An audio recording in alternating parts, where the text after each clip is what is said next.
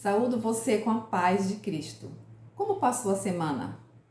Como vai a sua família? Está precisando de oração? Deixe aqui seus comentários, deixe o nome da cidade que você mora, de onde você assiste. Tem você compartilhado estes conteúdos? Louvado seja Deus! Queremos aqui agradecer a Deus pela sua vida, agradecer por você estar conosco e ainda pedir para aqueles que ainda não se inscreveram, que se inscrevam no canal, clique nele para compartilhar com outras pessoas e também curta para que o YouTube vá entregando como já tem entregado para outras pessoas. Vamos ao estudo da lição? A lição de número 9, Vivendo a Lei. Oremos ao Senhor. Querido Pai, muito obrigada por cuidar de nós. Muito obrigada por cuidar da tua igreja espalhada neste mundo. Derrama sobre nós o teu Espírito e nos ajude a permanecer com o Senhor, vivendo os princípios da tua palavra, em nome de Jesus. Amém. Nós temos irmãos aqui do Brasil, irmãos da Angola, dos Estados Unidos, irmãos de Moçambique, são os países que têm nos acompanhado para a honra e glória do Senhor. Te convido a permanecer conosco e ainda a se inscrever se não for inscrito. Vamos aqui ao tema da lição, Vivendo a Lei. Nós vimos na lição da semana passada que Deus preparou o povo se preparou para receber a lei que Deus escreveu com o seu dedo, entregou as tábuas de pedra a Moisés. Nesta semana, a lição com este tema, Vivendo a Lei, vivendo essas promessas, essas regras, esse regulamento que Deus deu para conduzir o seu povo. Deus não tirou o seu povo do Egito e largou eles de qualquer jeito. Deus conduziu com orientações sábias que levavam essas pessoas e nos levam também à salvação em Cristo Jesus.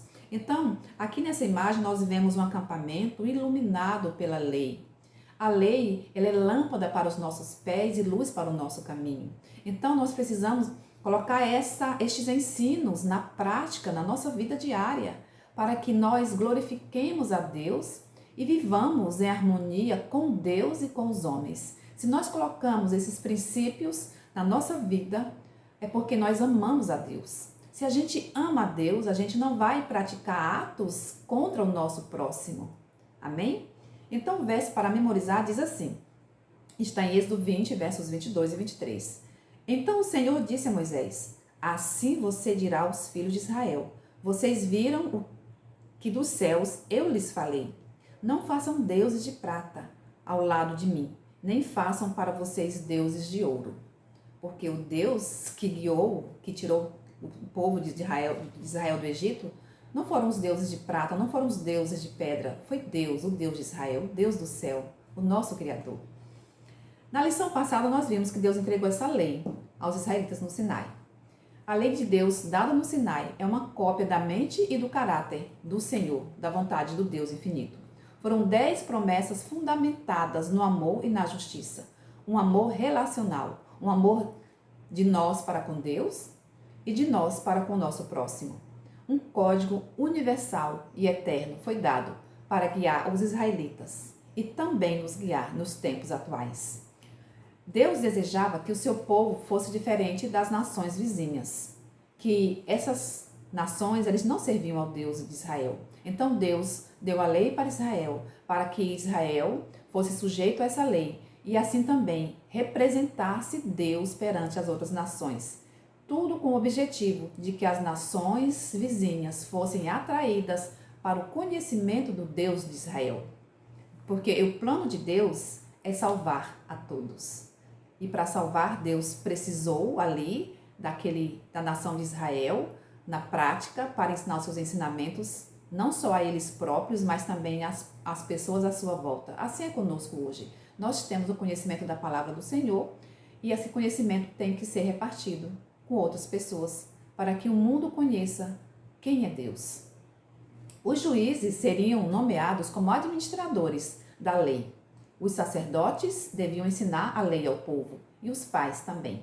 Hoje nós aprendemos também na igreja e aprendemos em casa, nós pais. Somos os professores dos nossos filhos para ensinar sobre Deus para eles. A lição de domingo, o Código da Aliança.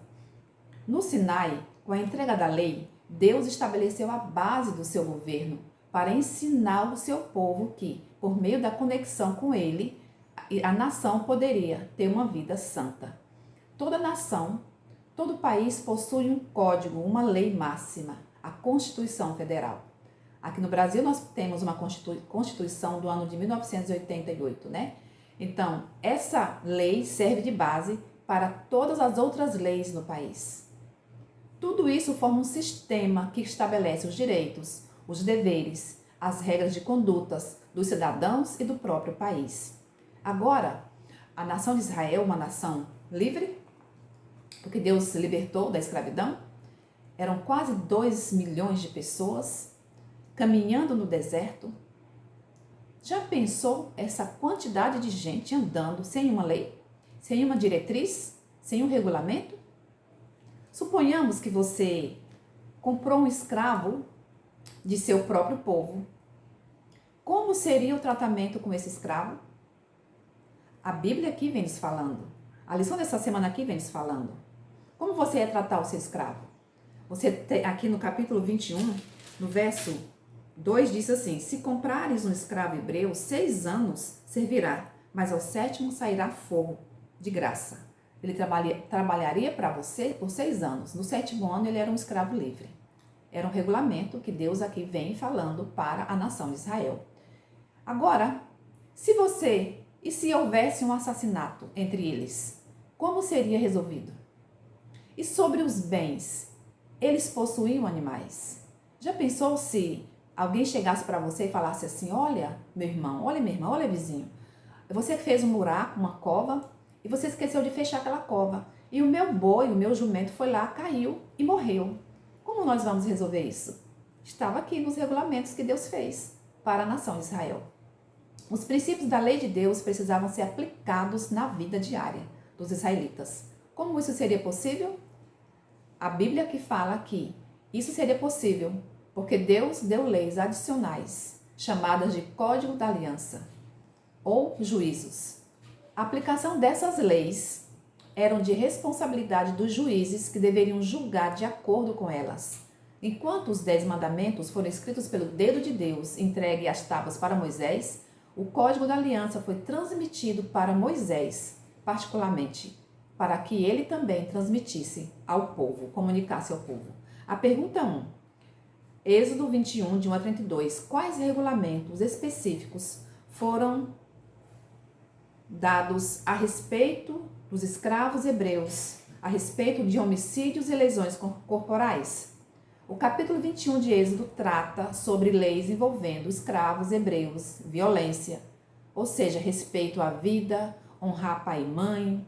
Deus deu regulamentos e leis com o objetivo de promover o bem-estar da nação. Também com o objetivo de conter o crescimento do mal e construir uma sociedade organizada.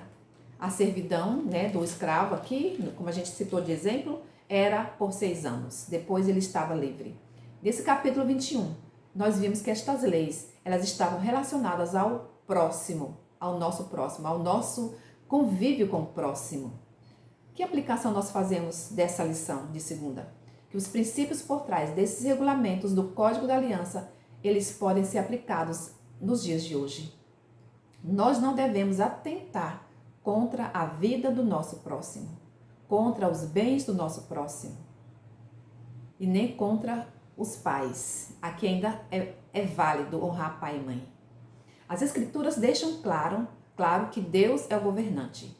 Se nós, na sociedade comum, na nossa sociedade, no dia a dia, a gente respeita as leis, a gente respeita as leis de trânsito, a gente respeita a vida alheia, a gente respeita os bens do outro. Se nós vivemos dentro desse conjunto de leis e obedecemos, porque nós, seres humanos, pecadorzinhos, fracos, defeituosos, não guardamos a lei do Senhor, que é perfeita, que é santa, que é justa, que estabelece limites para o nosso bem-estar, que nos protege do mal. Por que não colocarmos em prática a lei maior, que é a lei de Deus? A partir desta lei de Deus é que todas as outras leis existem. A lição de segunda-feira Mais leis. Mais leis. Em sua misericórdia, Deus ensinou os juízes a lidar com as pessoas em situações envolvendo danos à propriedade, proteção e roubo, além de casos envolvendo vidas em sociedade, justiça e vizinhança. 2 milhões de pessoas morando em tendas. Naquele convívio diário, tinha que ter tudo isso. Êxodo 26, de 22, de 16 a 31, e Êxodo 23, de 1 a 9. Quais questões foram tratadas dessas leis e de que maneira? Esses textos bíblicos falam sobre as leis civis e religiosas. Deus, através delas, ensinou justiça, misericórdia e bons relacionamentos. Havia regulamentos contra humilhar, explorar e rebaixar as pessoas. Não é só hoje que existe a lei sobre a injúria, o bullying. Já existia, nesse tempo, preocupação com essas questões. Deus é sábio, Deus é maravilhoso, Deus não pode errar. Deus, então, se preocupou em corrigir as tendências pecaminosas do coração humano. Antes do crime de humilhação estar no Código Penal brasileiro, essa lei já fazia parte do código da aliança dado por Deus. Amém? Deus já se preocupava com o bem-estar seu e meu.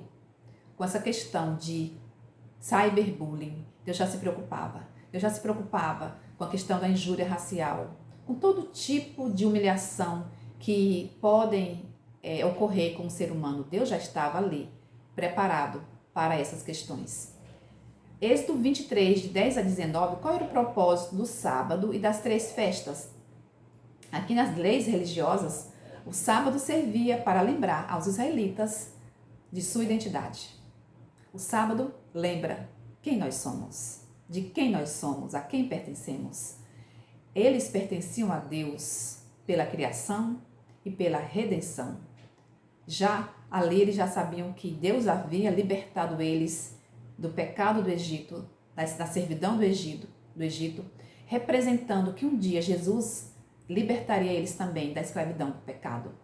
Por isso o sábado apontava para a adoração a Deus como Criador, Redentor e Senhor. Havia 3 festas importantes que Israel devia celebrar cada ano.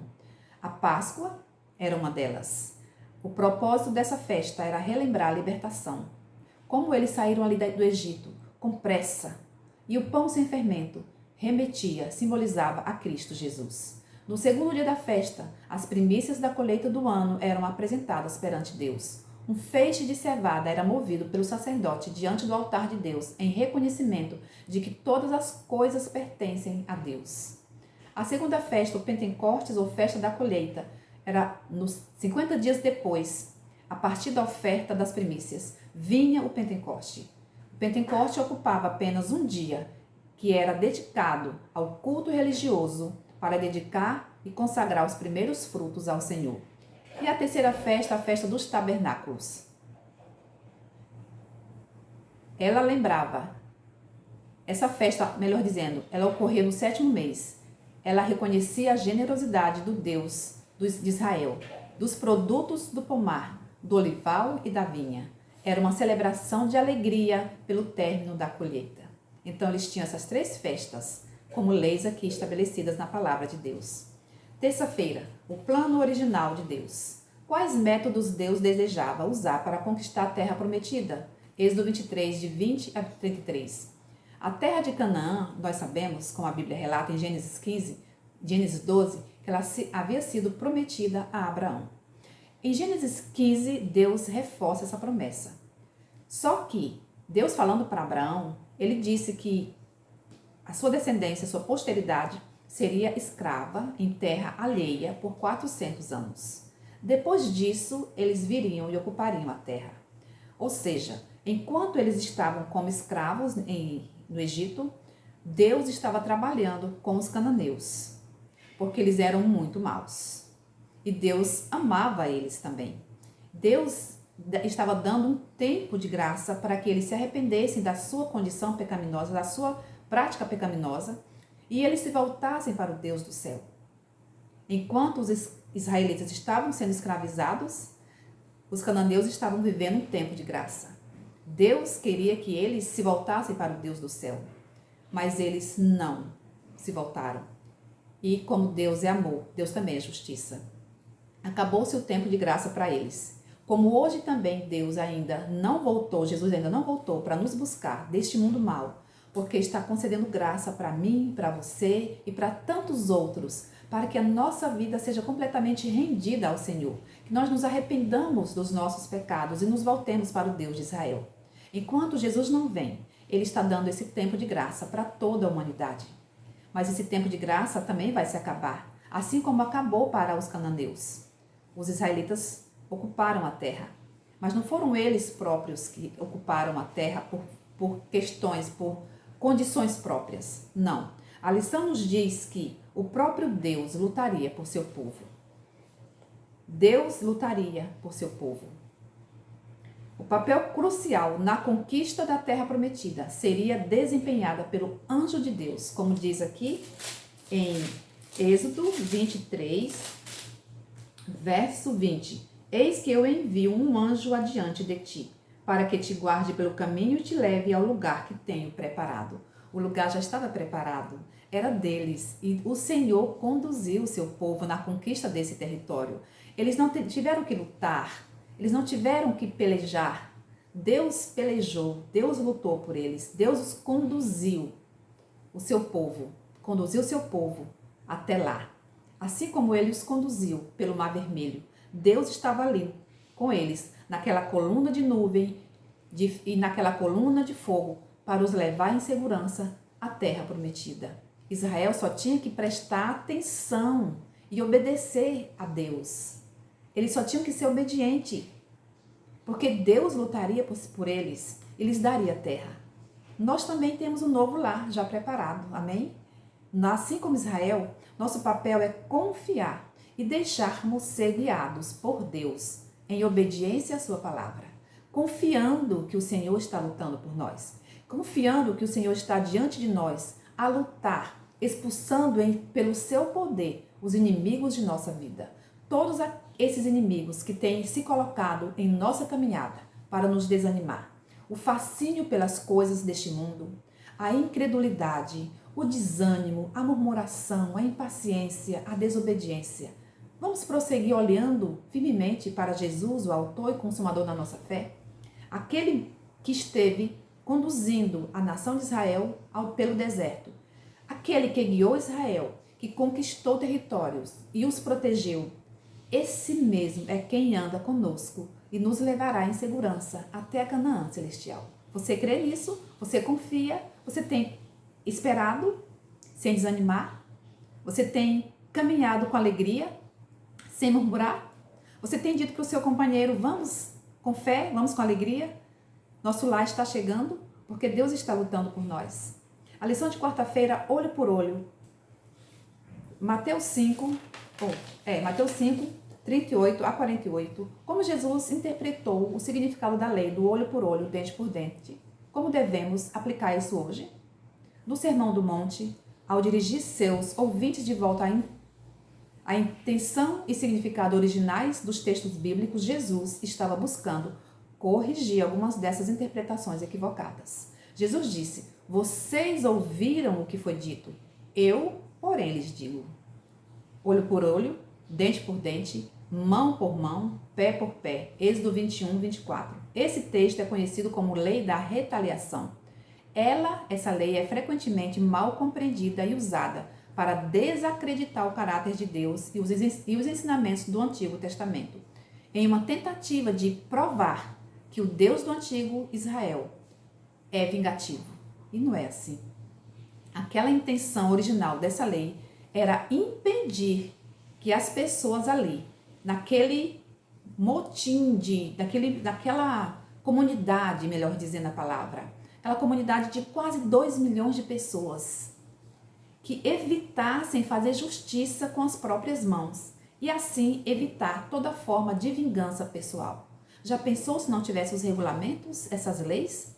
Qualquer coisa já era motivo de bagunça, de confusão, de morte, de desordem? Então, foi uma forma de proteger essas pessoas, para que impedisse delas fazerem justiça com as próprias mãos e fossem vingativas. A justiça deveria ser feita, sim, mas de acordo com a lei de Deus. E quem eram as pessoas responsáveis para fazer essa justiça ali? Eram os juízes que foram destinados a cuidar desses casos diferentes quando ferimentos ou danos ocorressem com o povo de Deus. Então, os juízes iam lá com os regulamentos e verificar o que tinha que ser feito. É para prender alguém? É para você restituir o bem de alguém? Então, eles estavam ali com a lei para proteger o povo, para evitar esse tipo de justiça própria. A lei devia garantir a aplicação da compensação apropriada. A aplicação correta dessas leis era uma tentativa de encontrar o equilíbrio adequado entre justiça e vingança. A lição de quinta-feira fala sobre vingança. E a pergunta 6. Meus amados, não façam justiça com as próprias mãos, mas deem lugar à ira de Deus, pois está escrito: a mim pertence a vingança, eu é que retribuirei, diz o Senhor. Que promessas e mandamentos são encontrados nesses versículos, como eles estão intimamente relacionados? Olha, desde que o pecado entrou neste mundo, nós vivemos cercados de injustiça. Às vezes, nós mesmos somos injustiçados, ou às vezes praticamos a injustiça contra alguém. Era dever dos juízes do antigo Israel implementar a lei e determinar punições justas quando ocorresse dano ou lesão mediante os fatos. Eles deviam ser também imparcial, sem favorecimento, mas deviam agir segundo a lei. Nos dias de Jesus, os mestres da lei aplicavam essa lei de uma forma que abria porta para a vingança pessoal. Julgavam com parcialidade, praticando assim a injustiça. Nós tivemos o caso daquela mulher adúltera em João 8, quando a lei dizia que os dois que haviam sido pegos em adultério tinham que ser apedrejados. Mas eles levaram sua mulher. Por que sua mulher? Porque estavam praticando uma justiça imparcial. Aliás, parcial, né? Eles estavam querendo fazer justiça só com a mulher. E o homem, onde estava na situação? Por isso Deus promete fazer justiça. Ele é quem retribui. Deus proíbe a gente de buscar vingança pessoal. Não seja vingativo com o seu marido, com o seu filho, com quem erra com você. A vingança pertence a Deus. Ninguém deve assumir por si mesmo o papel de juiz ou júri e um júri carrasco. Há um Deus no céu, justo e reto juiz. Ele trará recompensa e punição justas conforme as obras de cada um, diz a Bíblia. Tenhamos cuidado para que o nosso desejo por justiça, ou seja, na verdade não seja um desejo por vingança. Às vezes nós, na ânsia de vermos a justiça, o nosso desejo interior é por vingança. Tenhamos cuidado com isso. Enquanto a justiça não vem, nós somos chamados a desenvolver o amor altruísta. Amar nossos inimigos e orar por aqueles que nos perseguem é o conselho de Deus para nós. E isso é possível, meus queridos, quando a gente está em Deus. É difícil, sim, é difícil, mas Jesus falou para nós permanecermos nele. E nós permanecendo em Cristo, nós faremos as obras de Cristo. Amém? É por isso que Deus nos pede que a gente permaneça nele. O nosso amor com o Pai vai nos ajudar a amar o nosso semelhante, independente de quem ele seja, se amigo ou inimigo. Se nós estamos em Cristo, nós vamos amar o amigo e o inimigo. Porque Cristo amou o mundo inteiro. Ele amou os bons e os maus. Ele envia chuva sobre os bons e sobre os maus. E porque Cristo estava em Deus. Nós estando em Cristo, nós faremos as obras do nosso Cristo. Amém? Só nele e por ele. Concluímos a lição dizendo que a lei de Deus é seu grande padrão de justiça. Essa lei é perfeita em todas as suas exigências. E o Senhor nos chama a obedecê-la. Por meio desta lei, nosso destino será decidido. No dia em que os livros do céu forem abertos e as obras de todos forem expostas, revisadas perante o juiz do universo. De que lado nós queremos estar? Do lado dos obedientes ou do lado dos desobedientes? Do lado daqueles que estão vivendo os princípios da lei ou do lado contrário? Que a minha decisão e a sua decisão seja estarmos vivendo hoje os ensinos da lei de Deus, na pessoa de Jesus, para que possamos, ali na eternidade, vivermos com Jesus e os anjos e Deus para todo sempre. Eu quero conhecer você lá. E você também quer me conhecer para nós juntos lá aprendermos mais do Mestre Jesus por toda a eternidade? Que o Senhor nos ajude a colocar em prática os princípios da sua palavra no nosso dia a dia, para com Deus e para com o nosso próximo. Que o Senhor nos abençoe.